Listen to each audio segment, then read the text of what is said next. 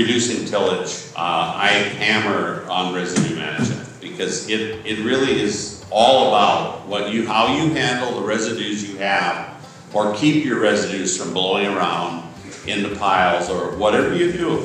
Even like Gabe mentioned, managing residue with cows. It's good, but you can overdo it pretty easily too. So managing residue for next year's crop or the next year's crop is where the game starts. That's where it starts.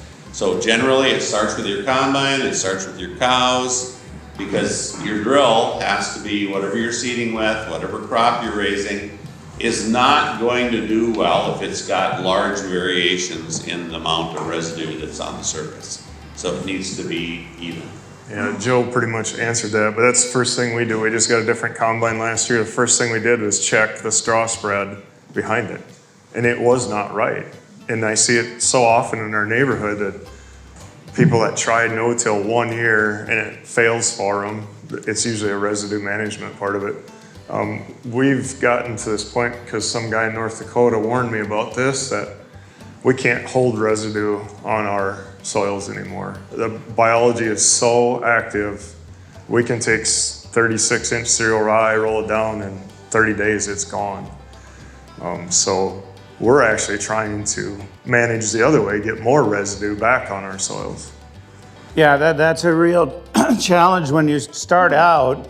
You know, people say, oh, my soils are too cold, too cold. Your soils aren't too cold. You have a carbon nitrogen problem. You're not cycling your residue. There's not enough biology in there to cycle that residue.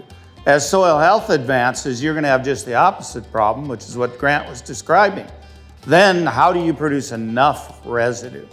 And we talked a little bit about out in the field about that. Joe was asking about how we handle that amount of residue, and carbon nitrogen ratios. What we found, the roller crimping didn't work for us because it took too long to get cereal rye to anthesis. Didn't leave us enough time to get a cash crop to maturity. So now what we started doing is we have to rely on that crop the previous year. That residue has to take us to canopy.